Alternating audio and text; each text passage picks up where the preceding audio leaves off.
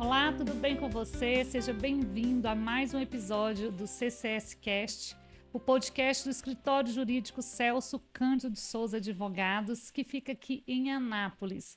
O escritório cinquentenário que criou esse projeto para falar de direito de uma forma descomplicada. E o tema de hoje, nesse mês de março, mês do consumidor, são os problemas que o cidadão brasileiro enfrenta na hora de comprar. E para falar sobre isso, estamos aqui com a nossa advogada especialista na área, Ana Luísa Moura. Tudo bem, Ana Luísa? Tudo bem, Raquel, como vai?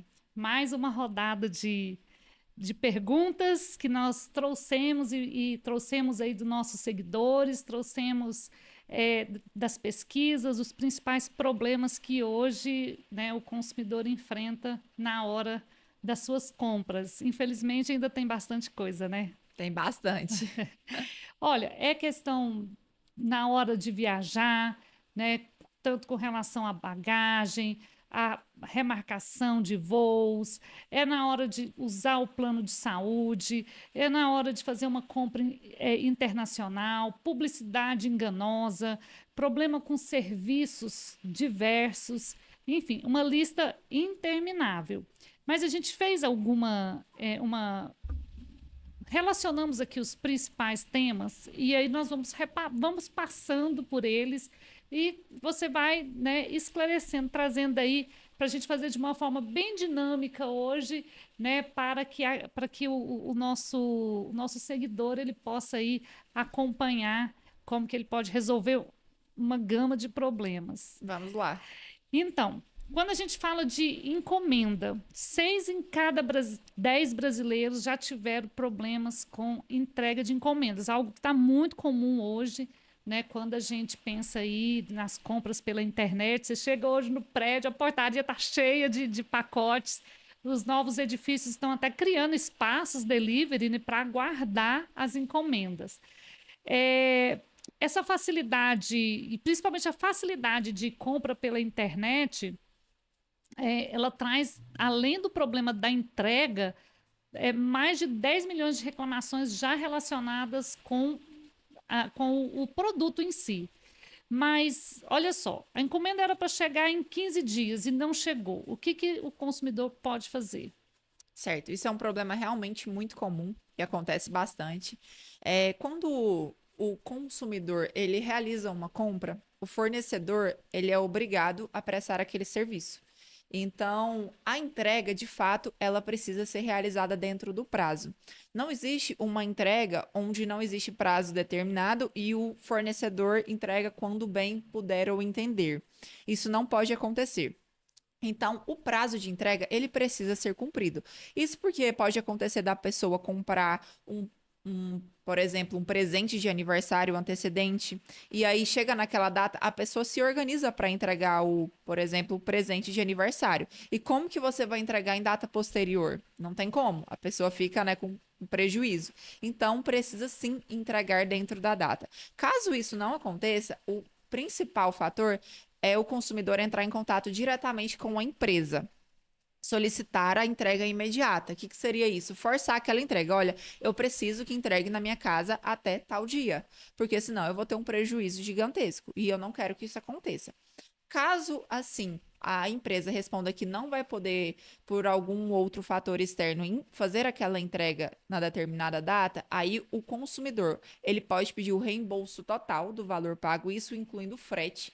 Então, ele tem o direito, sim, ao ressarcimento integral dos valores que ele pagou, ou ele pode solicitar uma outra compra e fazer o abatimento daquele valor, seja por um produto equivalente de valor superior ou inferior.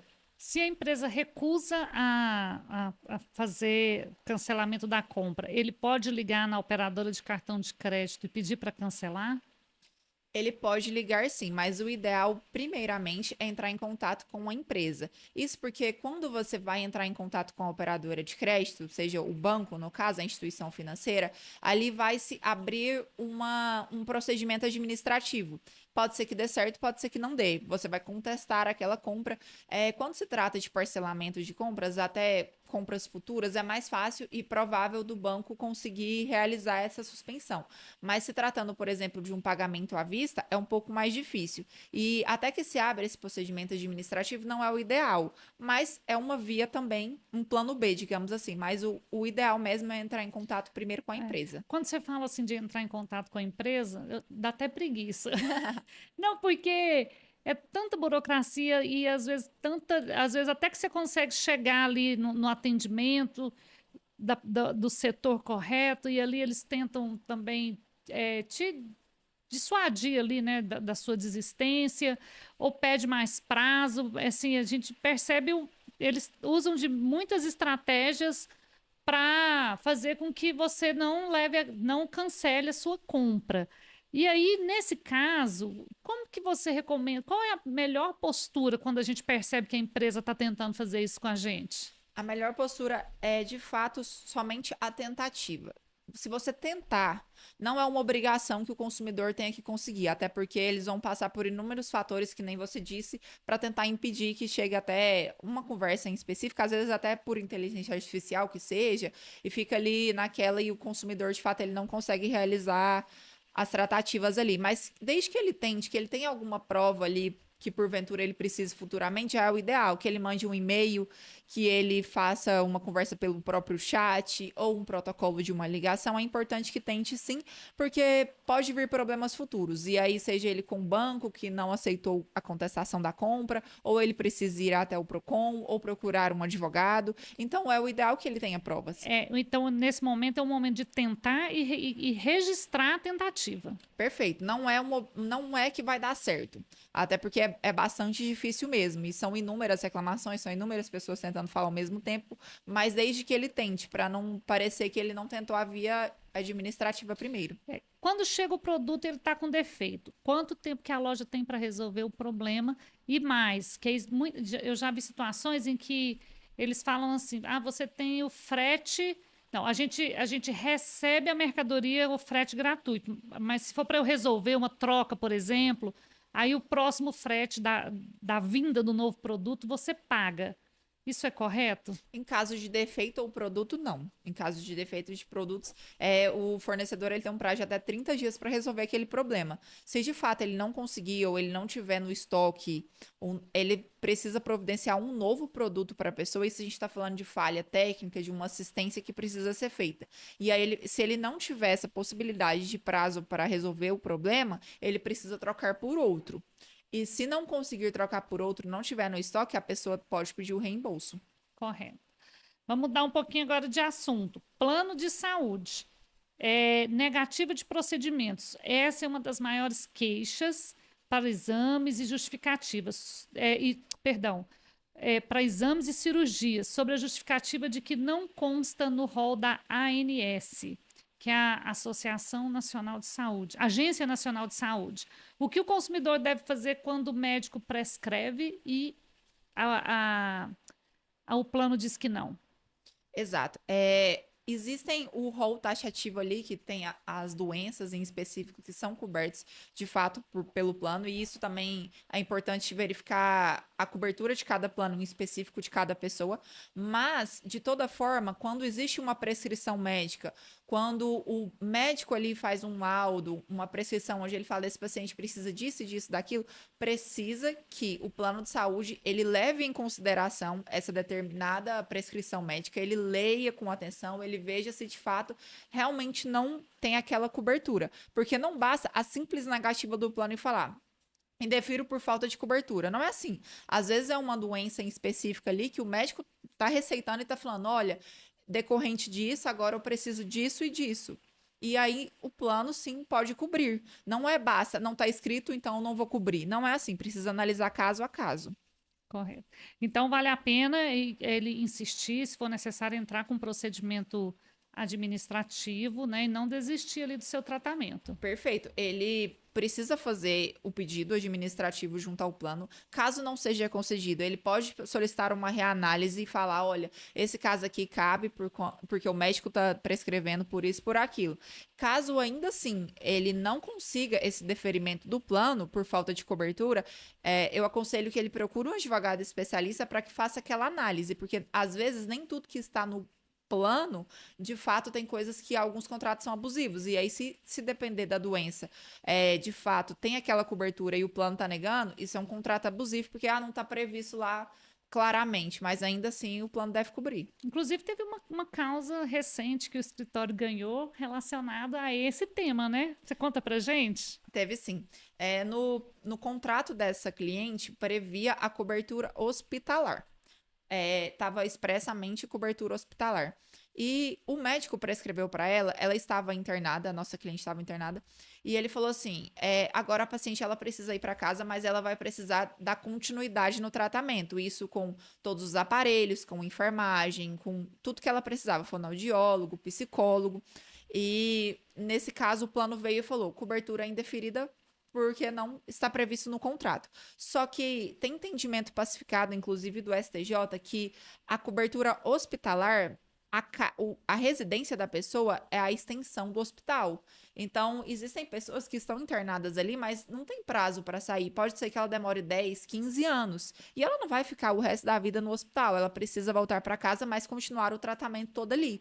E o hospital, a casa é a extensão do hospital. Então, tudo que ela precisa em hospital, ela precisa ter na casa. E aí, nesse caso, ele indeferiu somente dessa forma, sem avaliar o caso, sem ver todas as prescrições médicas específicas. E aí foi quando a gente entrou com a ação e falamos: olha, prevê cobertura hospitalar. E o médico está falando que ela precisa continuar o tratamento em casa. E aí foi quando foi deferido pelo Poder Judiciário de imediato, sob pena de multa. Correto. Aí, tá vendo? Não deixe de lutar pelos seus direitos, né? E vamos lá, outra questão relacionada aos planos de saúde, cancelamento unilateral. O plano de saúde pode cancelar o contrato de um cliente que está em meio a um tratamento de doença grave ou crônica? Olha, não é o ideal e o plano ele não pode sair cancelando os contratos de forma unilateral, porque isso pode ser, inclusive, abusivo.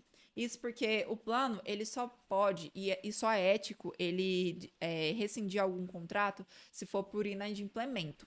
Então, se a pessoa está com dívidas em aberto, e isso a gente está falando de prazos superiores a 60 dias, aí é sim uma opção do plano rescindir o contrato por falta de pagamento. Agora, se for de forma unilateral, sem nenhuma explicação, a pessoa está com todos os pagamentos em dia, está inclusive no meio de um tratamento e tem a surpresa de ter o plano rescindido, isso pode gerar um grande prejuízo, inclusive atrapalhar, né, o tratamento da pessoa e isso gera indenização. Certo. Saindo do hospital, vamos para o aeroporto. O direito do passageiro aéreo. Atrasos e cancelamentos. A malha aérea brasileira, né, ela é complexa, existem problemas imprevistos, questões, né, de clima também. A quantas horas de atraso a companhia é obrigada, a partir de quantas horas ela é obrigada a oferecer alimentação, comunicação e hospedagem? Certo. A partir de 1 hora de atraso, a companhia aérea é obrigada a oferecer comunicação, isso seja via Wi-Fi, telefone, para poder informar os familiares. A partir de 2 horas de atraso, ela tem o direito à alimentação. E a partir de 4 horas de atraso, transporte e hospedagem. Isso porque provavelmente a pessoa pode estar em outra cidade, ela está em um aeroporto extremamente cansada, então ele tem direito à hospedagem e transporte. E ainda pode também solicitar a reacomodação em outro voo. E esse caos aéreo, às vezes, numa situação imprevisto de clima ou questão até de guerra que está gerando atrasos, né, em cancelamento de voo, exime a empresa de culpa quando é uma situação externa, né, de força maior? Olha, só se ela comprovar de fato que aconteceu algo, um imprevisto muito grande. E aí ela precisa comprovar condições meteorológicas, ela precisa comprovar o que houve, mas ainda assim, ela não necessariamente exime ela da responsabilidade. Então, ela tem aquela responsabilidade perante os consumidores que tem que partir o voo naquele determinado horário. Então, independente de clima, independente do que for, ela precisa de fato cumprir com os horários e com as responsabilidades. Caso aconteça algo muito improvável, aí o consumidor ele vai provavelmente ele pode entrar com uma ação solicitando prejuízo e a empresa tem que comprovar de fato o porquê que não teve aquele voo em determinado horário. Certo. Agora, falando de um pouquinho de overbooking e no-show. Se eu perco o voo de ida, a companhia pode cancelar automaticamente a minha volta? Não, ela não pode cancelar automaticamente. O seu voo de volta, ele continua valendo da mesma forma. Até porque vamos imaginar que você perdeu a ida, mas você conseguiu comprar uma nova passagem e foi e compareceu na viagem. A sua volta, ela continua lá. Se comprou por outra operadora, outra Justamente. companhia, né? Ela não pode subentender que você não está na viagem. Certo. E no caso de overbooking, que é a venda acima, né, da capacidade, quais são as compensações imediatas que o passageiro deve exigir no balcão? Certo? Ele pode pedir a reacomodação imediata em outro voo.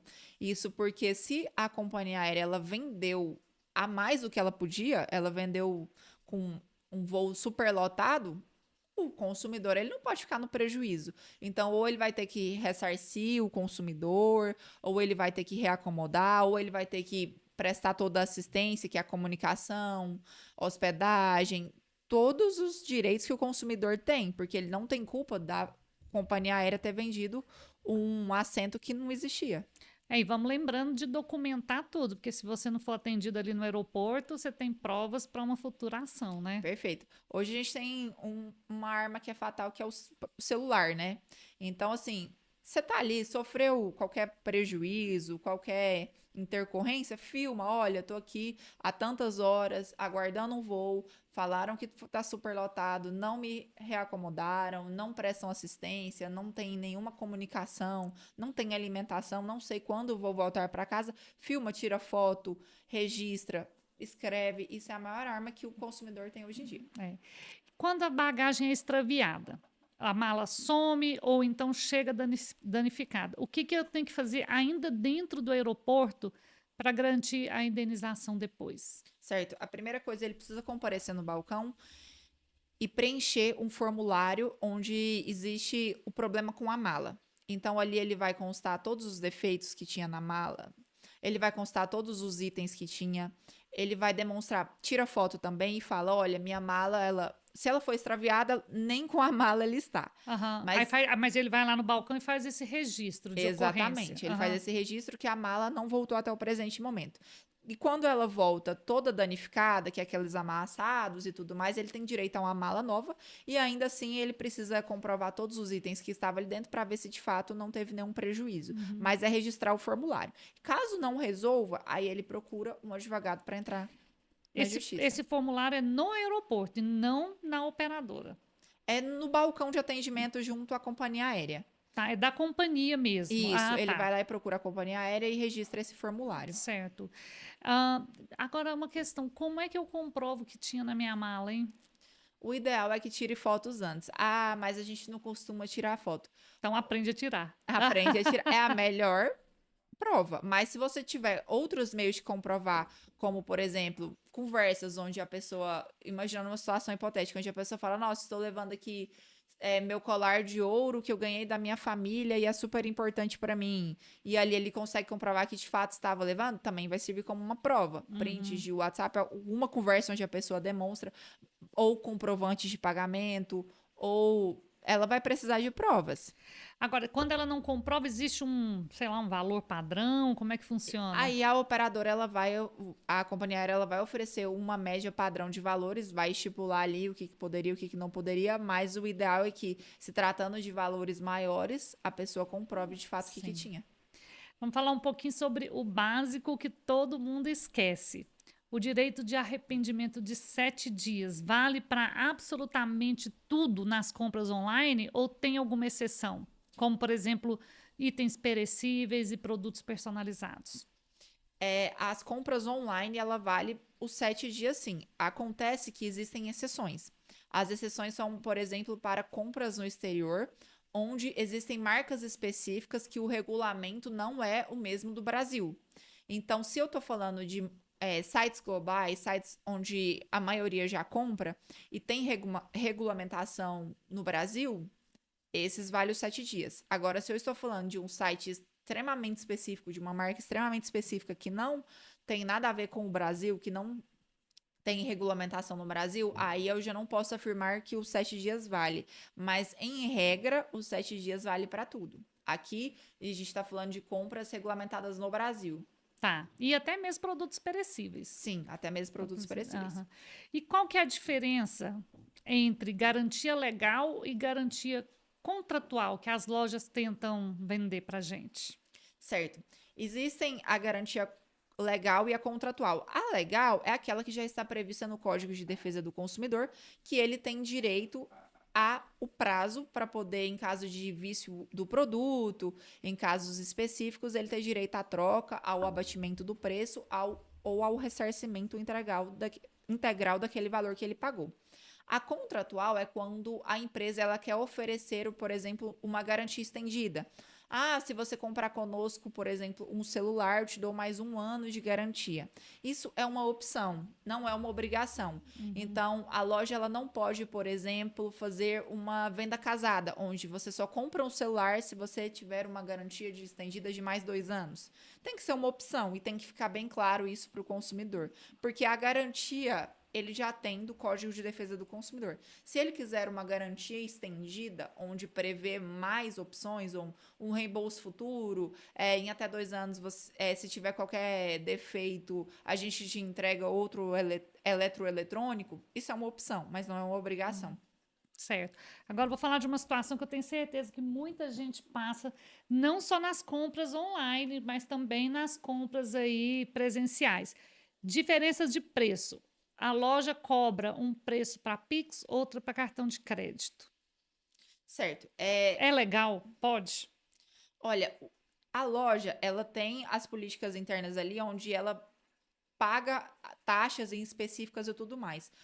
É legal, sim, que ela cobre valores diversos, até por conta da taxa. O que não pode é cobrar valor mínimo para compra. Isso é ilegal.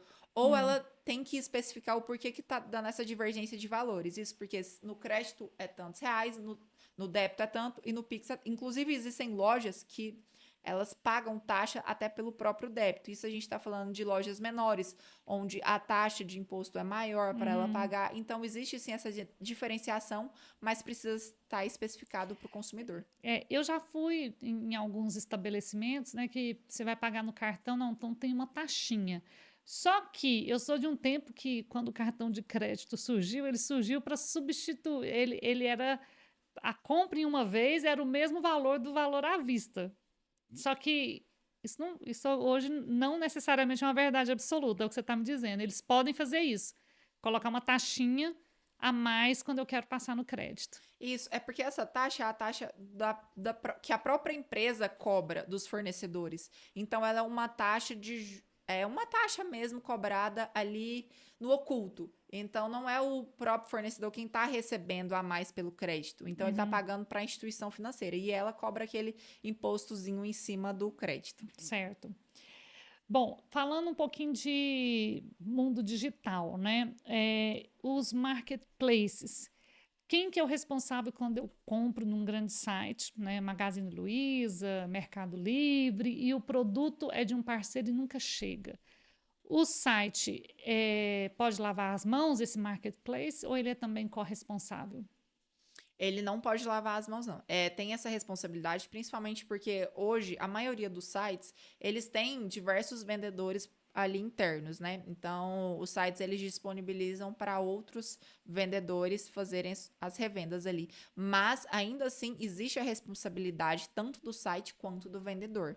Então, isso precisa ficar bem claro, porque não basta só colocar o produto em determinado site e ele que se responsabiliza sozinho. Não, existe sim uma responsabilidade ali que precisa ser cumprida. E no caso dos influenciadores que fazem propaganda de um produto que não funciona ou que é golpe, esse influenciador pode ser responsabilizado também junto com a marca? Pode sim.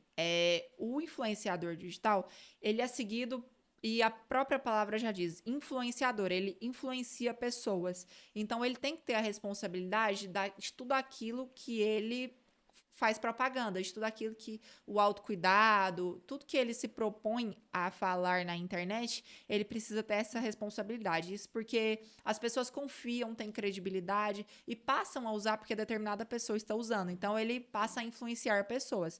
Então, ele tem que ter cuidado com o que ele se propõe a falar na internet. Então, ele pode sim ser responsabilizado. Isso, inclusive, aconteceu muito com influenciadores que estavam divulgando sites de aposta. Apostas perigosas, onde muitos consumidores caíam e tinham seus dinheiros levados embora. E nessas, estava ali o rosto do influenciador e muitas pessoas jogavam porque, nossa, se o influenciador ganhou, eu também vou ganhar. E acabava que no final perdia tudo. Então, precisa que o influenciador coloque lá publicidade, para que não fique nada oculto. Não é falar, nossa, esse copo aqui é muito bonito e eu gosto dele. Não, você precisa diferenciar o que é uma publicidade e o que é só uma recomendação. Se ele então está fazendo uma publicidade, uma forma até de ele mesmo se proteger é deixar explícito ali que é uma publi. É uma publicidade. Então, o que ele está fazendo é uma propaganda. Agora, a partir do momento que ele fica envolvendo o rosto dele sempre de uma forma oculta, que não é uma publicidade, mas é o dia a dia dele, sem intenção nenhuma, e que ele não está recebendo por isso, aí isso já gera um problema. Porque se é uma publicidade, então que esclareça, que fique bem claro ali que ele está recebendo para isso. E pode existir o risco de dar certo ou não. Agora, se é uma recomendação própria dele, onde ele está expondo o nome dele, o rosto dele ali, fazendo a propaganda sem nenhuma intenção, é pior ainda. Essa era a minha próxima pergunta, porque existem muitas publicidades ocultas junto a influenciadores, já existem até veículos de comunicação que postam algumas notícias que são publi, mas não colocam a palavra publi. Então, elas estão correndo risco de serem responsabilizados. Perfeito, porque isso pode induzir o consumidor a erro. Porque se ele está mostrando o dia a dia dele, fazendo uma propaganda de determinada marca, de forma que é uma publicidade e não está falando o que é, a pessoa vai achar, nossa, se ele nem recebe por isso e está realmente levando a gente falando que é para a gente comprar, significa que é muito bom. Porque quem que faz uma propaganda se não está nem recebendo? Uhum. Então é pior ainda. Então ele está induzindo o consumidor a erro. Então, para o próprio influenciador, é importante que ele coloque post, parceria paga, publicidade, para que fique bem claro que ele recebe para falar sobre aquilo. Correto. E aí, falando um pouco sobre LGPD, Lei Geral de Proteção de Dados, um universo que aos poucos as empresas e as pessoas estão aprendendo a lidar, né? Quando eu estou, por exemplo, na farmácia e eu sou obrigado a dar meu CPF para ganhar desconto? Não é obrigado. E quando a gente está numa loja que vai cadastrar a gente, ou a gente vai passar o cartão, vai falar, me dá seu nome e seu CPF. Eu falo, não vou dar meu CPF. Não, mas eu preciso aqui para cadastrar. Ele precisa especificar exatamente o motivo, porque o CPF é algo pessoal, né? E particular. Então, você não precisa ficar passando o tempo inteiro. Isso é uma opção da pessoa. Se de tudo ela não consegue, seja via cadastro, para fazer qualquer complemento no sistema, o fornecedor ele precisa de fato demonstrar para o consumidor o porquê que ele está colocando ali e que não será divulgado em nenhum lugar e que não será para fins de venda posterior. Ah, seu CPF estava aqui, aí a gente vai começar a te mandar o WhatsApp informando promoções. Não é para isso, a finalidade precisa ser demonstrada. Ele não é obrigado a passar o CPF. A maioria vai falar assim, é porque no sistema aqui da empresa pede. Isso não é obrigado. Não é obrigado. Mas se de tudo ele passar, a empresa precisa garantir ao consumidor que isso não será para fins de venda, não será para fins de publicidade em nenhum local, que será restrito e que ficará de forma interna ali no sistema deles. E o que as empresas fazem com esse dado, hein? Quando ela pega esse CPF, o que ela pode fazer? Geralmente, e isso acontece muito em farmácia, é para eles dar descontos e fidelidades. Então, o consumidor ele acaba fazendo um mini cadastro ali dentro daquela loja e ele começa a ter fidelidade junto àquela loja. Então, quando ele volta, o senhor ganhou 10% de desconto aqui nesse determinado produto. Por quê? Porque ele já entende que aquele determinado consumidor, ele faz várias compras na loja. E tem a questão do algoritmo também, né? Vai lá todo mês, compra o remédio X ou sei lá, o creme de barbear. Aí toda vez que tiver promoção de, sei lá, produtos ligados àquilo, ele, Também. né, Aham. faz. Até aí tudo bem. Até aí tudo bem. Até porque isso é benéfico, né? Aham, Todo mundo gosta de uma promoção. O sim. que não pode é divulgar posteriormente para que o consumidor comece a ser perturbado. Aí uma situação, meu dado vazou e agora eu recebo 20 chamadas de telemarketing por dia. Cabe indenização ou reclamação administrativa? A cobrança, ela é devida. Realmente, o credor que tem os débitos em aberto, ele pode cobrar. O que não pode é de forma excessiva e constrangedora. Tudo aquilo que é em excesso atrapalha. Então, se ele está sendo perturbado dia e noite, fora do horário comercial, finais de semana, está em uma reunião, é ligação, é o tempo inteiro, o excesso ele gera indenização. E você está falando de cobrança, mas se for só propaganda, alguém pegou meu dado e agora todo dia fica me oferecendo produtos daquele determinado lugar. Isso gera indenização, porque quando a gente está falando de cobrança, que é o credor de fato ele pode sim cobrar. Agora, se a gente está falando de perturbação desnecessária, é pior ainda. Então, isso gera indenização. É importante que o consumidor ele faça um cadastro no site onde ele não quer que seja perturbado e coloque o número dele, daquele número que sempre fica ligando, e essas ligações serão evitadas. Porém, ele ainda pode procurar o judiciário para que essas ligações sejam suspensas e ele ainda pode ganhar uma indenização. Certo. E aí, falando um pouquinho agora sobre compras internacionais, garantias além da fronteira. Se eu compro um celular ou um notebook de uma marca global, em uma viagem que, né, eventualmente eu esteja fazendo, ou num site estrangeiro, e ele apresenta defeito aqui no Brasil, a assistência técnica nacional é obrigada a consertar? Vamos pegar aí uma marca, uma Apple, por exemplo, que tem assistência técnica no Brasil. Comprei lá nos Estados Unidos. O pessoal daqui precisa arrumar? Sim. Em casos de empresas globais, como a Apple, por exemplo, existe assistência técnica no Brasil e o direito dele vale tanto quanto se ele tivesse comprado no Brasil. Agora, se estamos falando de uma marca em específica que é pequena, que não tem em todos os países e não necessariamente vai ter uma assistência técnica no Brasil, é diferente. Mas todas as marcas que têm extensão técnica no Brasil é obrigada a reparar, Eu vou precisar da nota fiscal desse produto? de preferência. Você precisa da nota fiscal e todos os demais dados que eles fornecerem, mas ainda assim, isso não é um empecilho. Então, se ele tiver como comprovar de outras maneiras, ok também. Tá. Bom, vamos falar um pouquinho de taxação e devolução. Com essas novas regras de importação, né, os impostos aí têm assustado os consumidores. Se eu compro um produto, quando eu recebo a mensagem, né, da alfândega que diz que o produto foi taxado, eu posso devolver? E se eu devolver, o site e a loja estrangeira me devolve o valor que eu já paguei pela compra?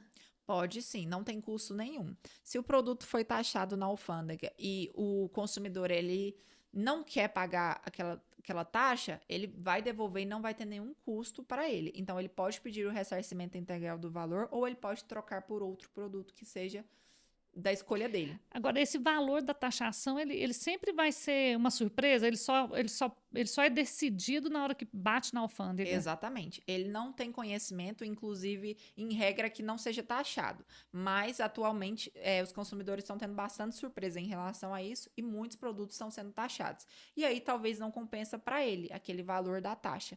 Então, é uma opção dele que não vai ter custo nenhum se ele quiser devolver o produto para a empresa. Mas isso a gente está falando das empresas maiores, de empresas globais. Se for uma empresa muito específica de determinado país, talvez, dependendo da política interna daquela pequena empresa, ele vai cobrar sim a taxa e o consumidor pode até pagar por essa taxa.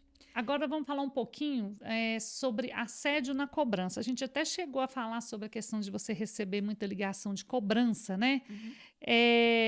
E isso geralmente é intolerável. Então, a empresa ela não pode fazer ligação. Só para a gente reafirmar aqui, doutora, a empresa não pode fazer ligações, excesso de ligações para uma pessoa para fazer a cobrança. Como que é a forma certa de uma empresa fazer essa cobrança? Ela não pode fazer cobranças em excesso. Isso porque pode gerar um estresse, um desgaste para o consumidor. Então, vamos imaginar que ele está devendo algum determinado valor e a empresa liga 50 vezes por dia. Ele não consegue trabalhar, ele não consegue conversar com a família e esse excesso ele causa um constrangimento. Então, não deve ser feito. O ideal é que a empresa encaminhe um e-mail solicitando o pagamento ou negative o nome do consumidor e reveja na justiça, de fato, o que ela precisar fazer. Mas ficar perturbando, importunando diariamente o consumidor não pode ser feito. Certo. E um bate-bola rápido para a gente fechar.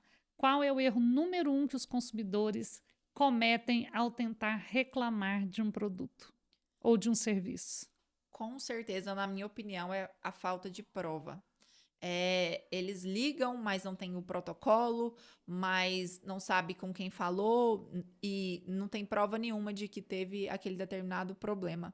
Então, quando ligar, pega o protocolo, se mandou e-mail, salva print, salva conversa, o produto veio com defeito, demonstra, tira foto, mostre que de fato existiu aquele problema, porque se for a palavra de um contra a palavra do outro, não resolve. Ah, doutora, aconteceu isso e isso. Tá, mas cadê as fotos? Deixa eu ver. Não tenho foto. No dia eu não tirei, você acredita? Ah, mas você ligou reclamando? Nossa, pior que eu não peguei o telefone. Não sei com quem que eu falei. Como é que eu vou explicar isso no judiciário? Não tem condição. Então, a prova, gente, sempre prova. E aí você já falou, mas vale ressaltar, o print de tela serve como prova única em um processo? Serve sim, com certeza. O WhatsApp, ele é extremamente importante. E na dúvida, o próprio consumidor ele pode comparecer no cartório e fazer uma ata notarial comprovando que de fato aquelas mensagens não foram alteradas, não existiu ali nenhum empecilho. Então, o print ele serve como prova sim. E por fim, a gente queria saber, o que você acha melhor, Reclame Aqui ou consumidor.gov? Eu aconselho os dois. O Reclame Aqui, a pessoa vai disponibilizar ali para todo mundo ter acesso e ela já vai demonstrar que teve algum prejuízo com aquela determinada empresa, então vai servir de alerta para outras pessoas.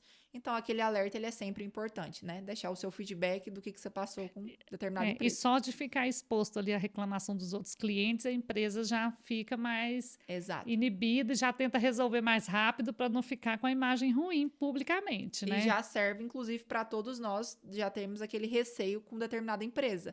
A pessoa passou isso, o outro também passou. Será que se eu comprar eu não vou passar? Vale a pena ir lá olhar. Já serve de alerta para todo mundo. Então, isso é muito bom. Sempre que você for comprar em um site que você não conhece, você vai lá, já lê sobre, foi ótimo, gostei bastante, ou não, é péssimo, não entregam dentro do prazo, não devolvem meu dinheiro, você já fica um alerta. E o consumidor.gov serve para você ter uma relação direta para a empresa, onde ali existe uma mediação que a empresa vai falar, olha, peço desculpas, estamos entregando um novo produto no seu comércio ou na sua casa, e ali vai ser um diálogo entre a empresa e o consumidor. Então, ali é mais específico, mas também já serve para tentar resolver o problema do consumidor. E assim, a gente, nós estamos no mês do Dia Mundial do Consumidor, que é 15 de março, né?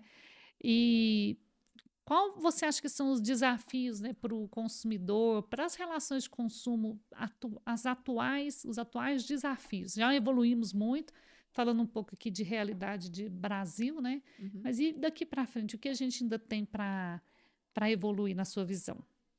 Eu acredito que o excesso de venda, ele ultrapassa muito o que a empresa consegue entregar para o consumidor. Então, assim, se a empresa ela não tem determinado produto no estoque, não venda.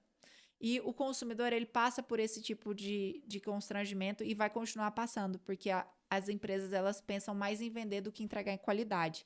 Então, espera tempo demais e não tem no estoque, e aí o consumidor fica passando por diversos problemas ali, esperando, reclama e não resolve nada. Até que ele precisa procurar um advogado para tentar resolver um problema que é um direito dele e que ele não precisaria de fato.